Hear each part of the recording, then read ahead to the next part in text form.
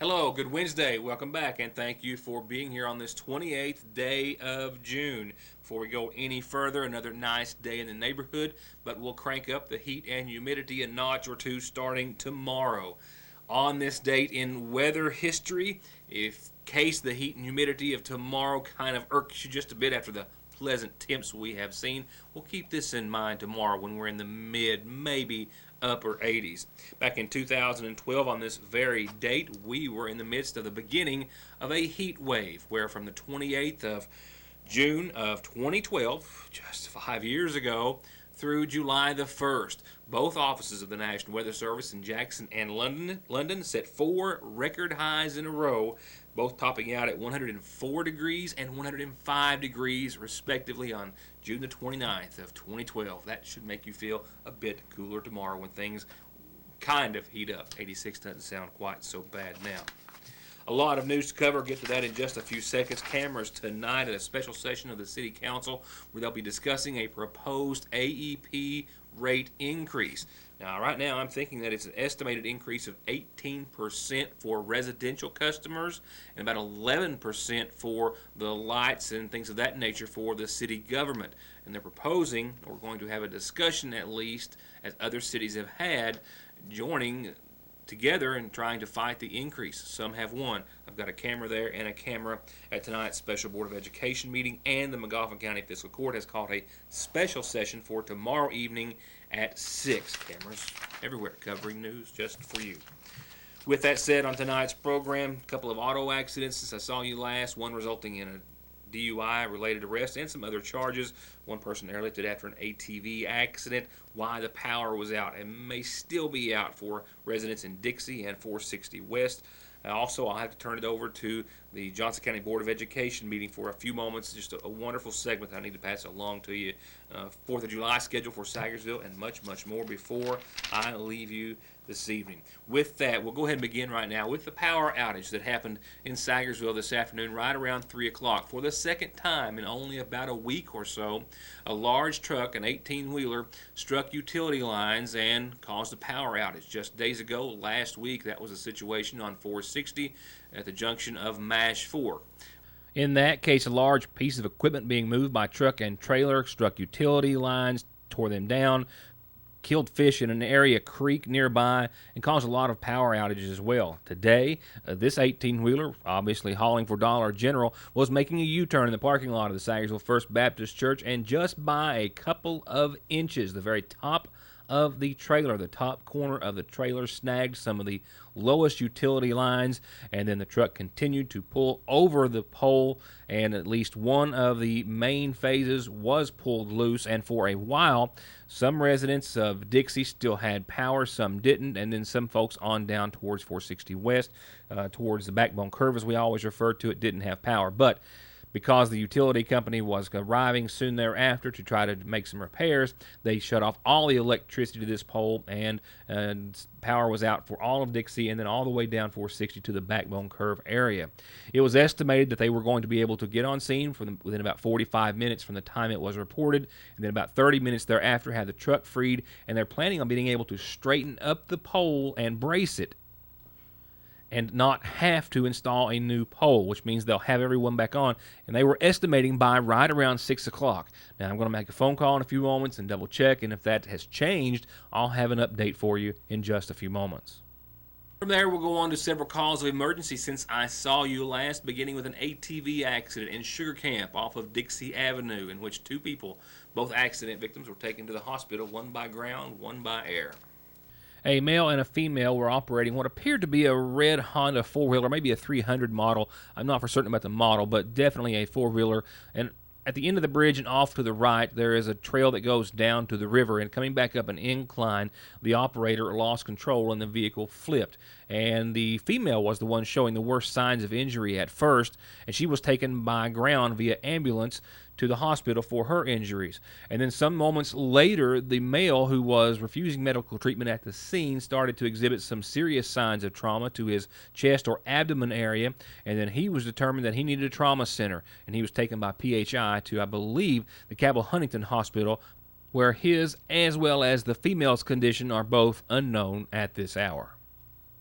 And 2 auto accidents happening last night, with the first on Elk Creek, resulting in a DUI arrest. A pickup truck went off the roadway, collided with several trees, I believe a utility pole as well.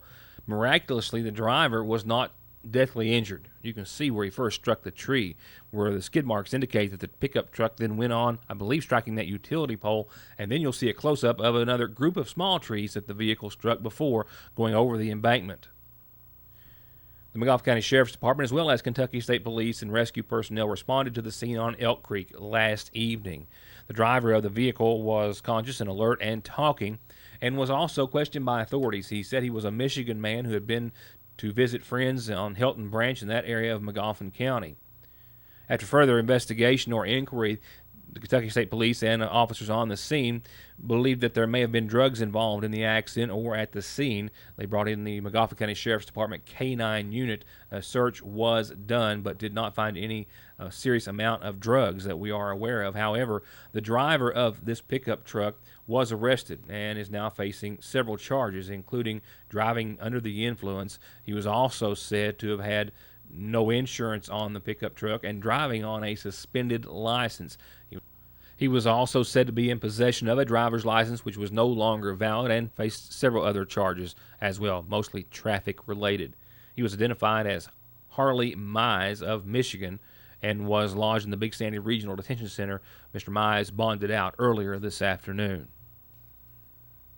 And later last night, as I understand it, an SUV was coming down Littorals Fork Hill and approaching the junction of Route 40, when before the junction, the female driver realized that her brakes were no longer operating. She put the vehicle into the ditch line in an effort to slow it down, and then when the vehicle did not slow or stop, upon approaching the intersection with Route 40, she cut the wheel very sharp to try to make it onto Route 40 at almost the exact same time, or at the exact same time, that what appears to be a white Ford Mustang was turning onto Littorals Fork, and they both collided practically head on and then came to a rest in this fashion, as you see here, both facing the same direction.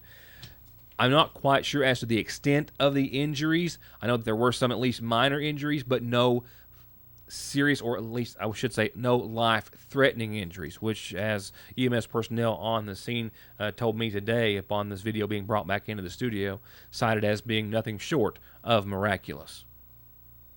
I'll be right back.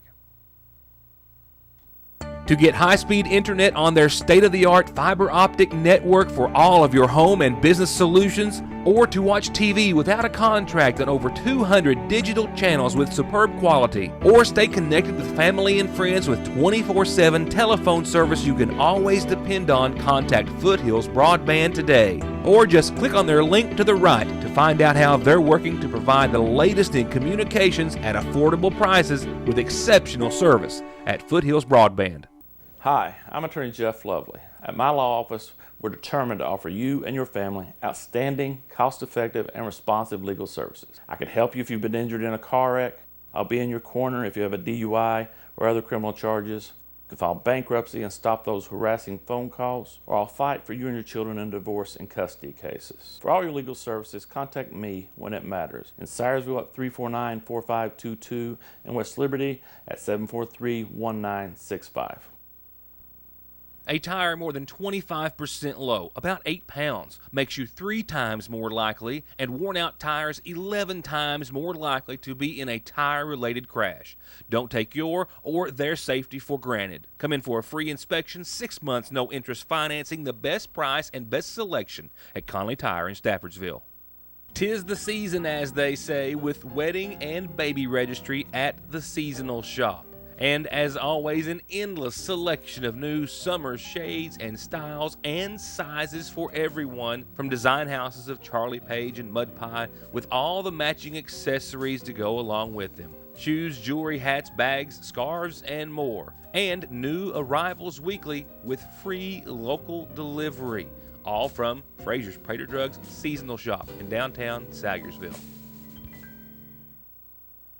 Parkway Pharmacy, now open earlier from 8 a.m. until 6 in the evening to better suit your schedule and lifestyle, and to help you get better and live a healthier life. And if allergies are bogging you down, they're armed with the very best in over-the-counter relief for adults and your children. Reach owner pharmacist Jesse Rudd and his assistant pharmacist Megan Castle and their staff at 8 o'clock in the mornings or at 349-4400. Get your $10 tickets now for the 14th annual and perhaps biggest community day yet, featuring the incredible Rhonda Vincent and the Rage, and other headliners like the Dave Adkins Band, the Edgar Loudermilk Band with Jeff Autry, Toddy Preston and the Black Powder Express, and many, many, many more. And all the food, fun, games, and fabulous prizes that you can stand, all for just $10, and kids 12 and under, they get in for free. Community Day in the Ramey Park in Sagersville is Saturday, August the 19th.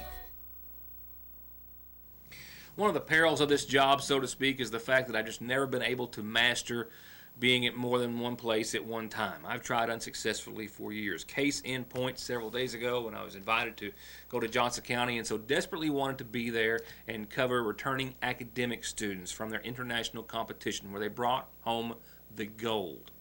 Well, while I couldn't make it there, we do have cameras, of course, at the monthly Johnson County Board of Education meetings, which is where I'm going to turn it over to now for a few minutes, because I want Mrs. Porter herself, the academic team coach at Johnson Central High School, to tell you some, not all, but some of the academic accomplishments that they've had recently and as of late, specifically on the international level. I could spend the rest of this show and several others talking about all the schools and all the academic teams, because Johnson County is the only school district in the entire, not state or country, in the entire world that has international future problem-solving champions at elementary, middle, and high school levels.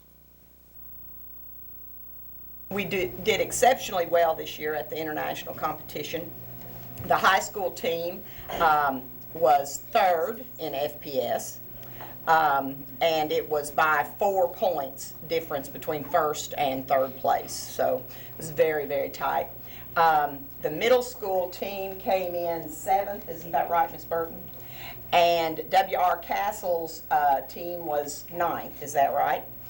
So junior, middle, and high all had placers in the FPS. Our CMPS team, our CMPS teams, we had a grand champion, Central Elementary, with their project plugged in. And their project was phenomenal. We kind of joked there was almost an international incident between the evaluators because the Malaysia evaluator was like, oh no, it needs to be this, and then the American evaluators said, no, it needs to be this one, and so it was like, you know, because they really thought that they did such a phenomenal job, and so we joked about an international incident. But their project for providing electricity to an orphanage in Kenya has grown exponentially. What these few kids decided to do has just encouraged other groups to join them. Until now, it's more than what the team had imagined and what Mrs. Mullins could even imagine. They did a phenomenal job. They were the talk of the fair. And then our middle school team was first place in their division, which was human services, right? Education, they were first place. And the way that CMPS is judged at the international level, there are categories within each division. There are 3 categories within each division. And then there are 3 divisions, junior, middle, and senior. And so we had a first place in a category in education, and grand champion in the junior division. And then in senior division, there is an award that's called the Beyonder Award.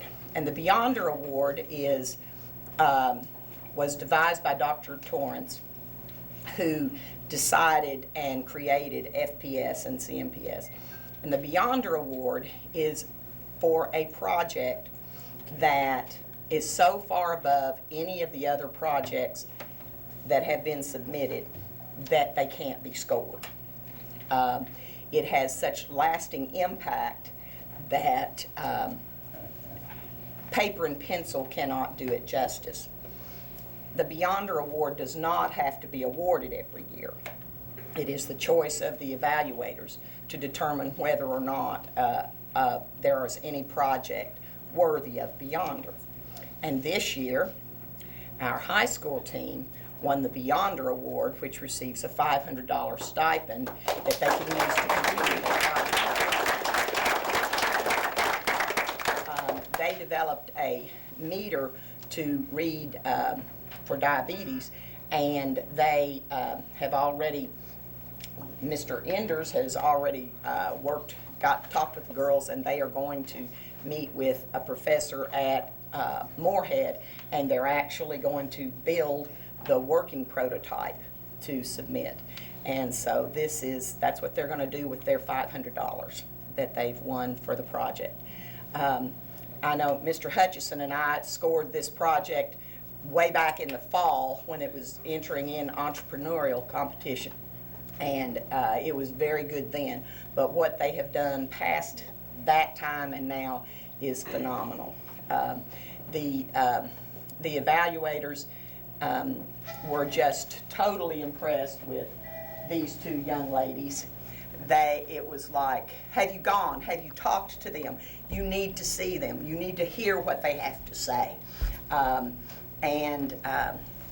They were just totally impressed with how that they could talk, their passion, what they knew about the project, how they developed it, and totally enthralled the entire audience. There were about 3,000 people that came to the CMPS fair, and around their project, you couldn't even get close enough to hear them because people were crowding in to hear. And one gentleman was standing there, and he said, "Oh my, those young women are outstanding.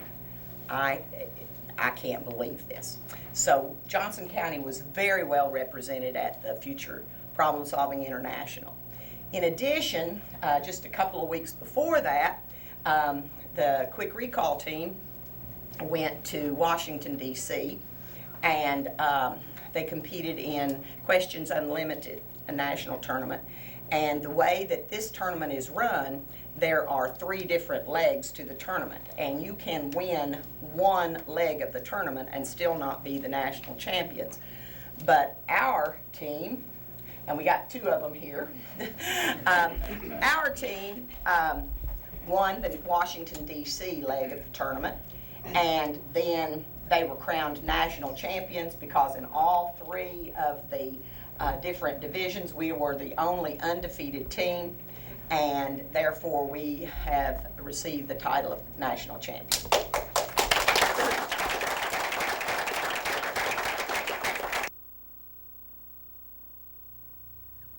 And as I said at the beginning, there were many more to speak and more awards to be spoken of. But this is a 30-minute broadcast. Nevertheless, a sincere congratulations to all of the years leading up to this moment and for those who have achieved it for Johnson County Schools. I'll be right back. We are all human. Because we're not perfect, we tend to make mistakes. Unfortunately, some mistakes are severe and carry more consequences than others. If you have been hurt in a car wreck, a truck wreck, or because of someone's mistake, reckless or careless behavior, you deserve help with your medical expenses, lost wages, and serious permanent pain and injuries that you have been made to suffer and will continue to suffer for the rest of your life. If you have been injured, I can help. I'm attorney Don Wayne McFarland. Call me and let me go to work for you. 349-9000. To anyone else, it might just be Thursday, but around here, it's Dipper Day at your Sagersville Lee's, where a plate full of big white chunks of crispy chicken, 2 homemade sides, and a big buttery biscuit is only $4.99, and only $4.29 after 4 o'clock. So for lunch, a night free from the kitchen, or to cater your next big family or business gathering, call your Sagersville Lee's famous recipe. Hey guys, my bill's a lot higher than it should be. I thought I got a great deal. The old fine print bit. Your great deal doesn't include financing, which is usually $25 or more. But the ad said that every network is within a 1% difference of each other. 1% means network reliability, not coverage. So I'll drop calls? Nope. You can't drop calls if you don't have service. Yeah, we both have Appalachian Wireless. Great network reliability and actual coverage. I'm switching to Appalachian Wireless. Better service with bigger savings and less fine print. Make your way to Broadway Auto Sales in Paintsville for this 2013 Jeep Wrangler, wheels, tires, tow, and more. And check out this big, roomy Tundra Crew Max with the big 5.7 liter and a like-new 2016 Ford Escape, all-wheel drive, loaded up. Just look for the big gorilla and yellow sunglasses. Broadway Auto in Paintsville. Yes, Logan makes the best truck bodies on the market, and they also have a fully stocked warehouse of dump body parts, PTOs, hydraulic pumps, hoists, anything you need to get back on the road. And they are a full-service steel and aluminum service center. They keep I-beam, channel, angle, pipe, round rod, rebar, expanded metal, sheet metal, and aluminum all in stock. And if you've got a big project, they do commercial manufacturing to your specs. Logan, since 1904. Couple of topics on the 4th of July, beginning with your 4th of July schedule, followed by why you need to take extra caution, as you do every year with fireworks in the backyard or where have you during the holiday. Fresh from City Hall, your schedule of events for the 4th of July here in Sagersville, and it's a 2-day event, and not too many drastic changes, only a few tweaks to what we have come to know as the 4th of July celebration here in Sagersville for the past few years. For Friday, the one and only and main event will be the Watermelon Social in the park. Now, it's going to start at 7 o'clock Friday. It's going to be a nice evening to come out. They will have live music, and, yeah, there will be plenty of free watermelon as well. It's just a nice night to relax. You don't have to do anything, but maybe bring a chair, bring a blanket, bring yourself, bring the kids, or not, and to come enjoy just a nice relaxing evening and some watermelon. Now, Saturday, the list of events is pretty much standard, but always exciting. The parade will start at 1, and that means that if you want to be in town to watch the parade, you have to be in there and be ready by around 12:30. They will be blocking off the streets in town at 12:30 for a safe and fun 4th of July parade. They will be lining up, as they always do, at the McGoffin County Funeral Home parking lot and that of what is now the Logan Corporation parking lot at noon. The street dance will follow Saturday night. That's at 7 o'clock, right under the red light in downtown, with the Josephs and Wendell Hoskins calling the dance, and the fireworks will be shot off from up on the hill by the water tower in that vicinity, 9:30, 9:45-ish, somewhere in that neighborhood when it gets pretty good and dark. I've mentioned it before in the program. It's been years and years, and maybe only that one time, but I can recall very vividly being on vacation with a Roman candle on the beach as a small child and it exploding in my hand and not really knowing what to expect when I looked down because of all the pain. I had all my digits and everything was fine, but it was a frightening moment for myself and certainly for my family. It was a much more serious moment for a person in Louisa yesterday, as the victim's hand had to be amputated. And now, more than ever, as we always try to do, but certainly with this time a very, very vivid example as to how dangerous fireworks can be. The Louisa Police Department, who shared this evidence photograph, says last night, just after 7:30, they were called, along with EMS personnel, to Crazy Katie's, one of the fireworks tents that we are seeing, of course, everywhere in all of the area and elsewhere in Kentucky and around the nation. It's the 4th of July, and we expect that. But this one was located on 23 next to the Best Western in Lawrence County. And a man from West Virginia, who's been identified as 30-year-old Ryan Snyder, purchased these fireworks, these exact fireworks from Crazy Katie's, and just as soon as he walked off from the tent, he opened up one of the packages, he lit one of them, and it went off, and he was seriously injured. He was airlifted to the Cabell Huntington Hospital, and it was there that they deemed that his injuries were so severe that they had to amputate his hand. So now, more than ever, folks who are aware of this story, who are hearing it for the first time or what have you, are trying to get the word out as much as possible. Fireworks are fun. They are beautiful to watch, and they are dangerous and not meant to be held in any form or fashion before, of course, you can't really help, but certainly after they're lit. Whether you're going to work or play or both this summer, Parkway Gun and Pawn has what you need for pennies on the dollar. And you can find everything from grills to guns to jewelry, electronics, games, and more. And they'll loan you cash today on anything worth $1. And they can special order long and short guns and have them in 2 days. Parkway Gun and Pawn. Much more than diesel specialist, Black Smoke Performance is turning out excellent auto body collision paint and repair results with free quotes and estimates on everything from insurance jobs to that ding you got in the driveway. Custom lift kits, bed liners, winches, and accessories, and full diagnostics and repair on anything gas or diesel, from brakes to fluid changes to major auto repair. If you want it fixed, lifted, painted, customized, or just maintained, just call on the team at Black Smoke Performance in Dixie of Sagersville, 100 May Drive, or 349-8785. Wanting you to have a healthier life means providing access to quality, affordable health care. And to do exactly that, Hope Family Medical Center offers full dental care with Dr. Pratt and his team, a pediatrician team of 3 doctors and nurses and moms, complete health care by family physician Dr. Kelly Pratt and nurse practitioners Mildred Sizemore, Gail Faria, Shannon Conley, and Heather Blair. Behavioral health services with Kimberly Davis, with in-house lab testing and results, in-house x-ray and pharmacy, and all the caring, knowledge, and experience that these medical professionals represent at Hope Family Medical Center.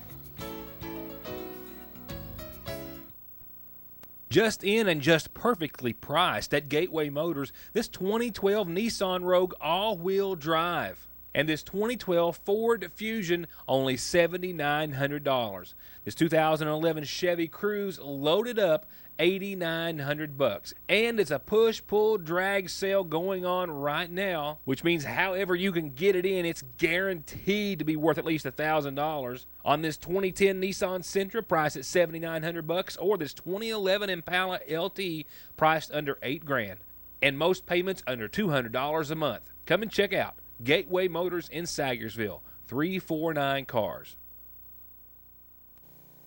Real quickly before I go on to other calendar announcements, I was in the True Value store yesterday here in Sagersville, I believe it was yesterday, and a couple of folks gave me a couple of announcements, one an anniversary and one a birthday wish. And they're both on one piece of paper somewhere in the studio, and I know one of them is for tomorrow, and when I looked for it today, so far I've not found it. And I don't want to give you names because it might let the surprise out of the bag, so to speak. So if you would, please call me and give me those announcements again, 349-3699. With that said, here's tonight's McGoffin Farm Bureau Community Calendar.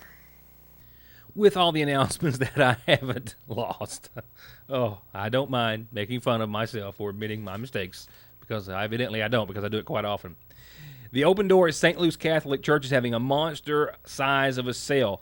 One bag of clothes is $1. A bag of clothes for $1, starting June the 30th, this Friday, through July the 8th. And they're open at 9 a.m. Tuesday through Saturday.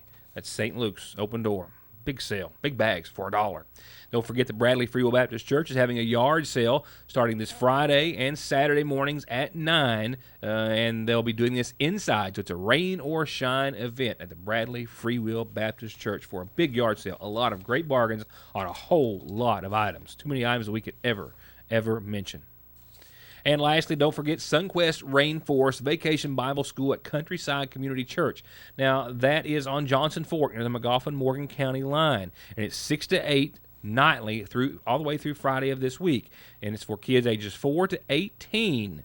If you have any questions, call 349-4186. And whenever you've got a calendar announcement, birthday, anniversary, what have you, please tell me so I can tell everyone about it. And lastly, in obituaries, a service provided by the McGoffin County Funeral Home, we've been told of the passing of 85-year-old Louise Howard Ward of Brushy Fork. She passed away on today's date, the wife of Raymond Crow Ward, who preceded her in death. The McGoffin County Funeral Home is in charge of arrangements, and they tell me that they are incomplete at this time, but to be announced soon. Once again, in honor of 85-year-old Louise Howard Ward. Now we'll wrap it up with your Licking Valley RECC outlook and forecast, and we foresee about 63 degrees for nighttime lows tonight under nothing more than beautiful clear skies and calm winds. Nice end to your Wednesday. Heat and humidity levels increase tomorrow. We'll bump it up to about 86 with nighttime lows tomorrow night right around 67. Mostly sunny, a few clouds late, dry, nice, warm on your Thursday. Then a cold front starts to change things up as it starts to arrive into the viewing area by Friday. Only a slight chance of some showers early after 10 a.m., but otherwise partly sunny. About a 30% chance of showers early in the afternoon. That continues on throughout Friday night. It's Saturday where we start to see a bigger change. With that front giving us more clouds, more showers, possibly some thunderstorms. As far as a timeline, a chance of showers basically early to the tune of about 60%, and we'll have that chance on and off and possibly some thunderstorms after 1 and into the evening. And there's even a chance of this lasting, and it's not going to be a one big long rain event, but we're talking about a 60 to 70% chance of showers throughout all of your Saturday. We'll have to plan accordingly, of course. For Sunday, the sun comes out. Glad to hear it. A 30% chance of showers up until about mid-afternoon, but otherwise 83 partly sunny. And for your Monday, if you have it off for the 4th of July, the 4th on Tuesday, I hope you even have Monday and Tuesday off, but 85 mostly sunny on your Monday. Independence Day, 86 and mostly sunny with a slight chance of showers. And that's going to wrap it up for another busy day, a busy Wednesday, but we've got a lot, as you heard me refer to earlier, to talk about when I see you back here tomorrow. For now, enjoy the rest of your evening. Thanks for watching, and have a good night.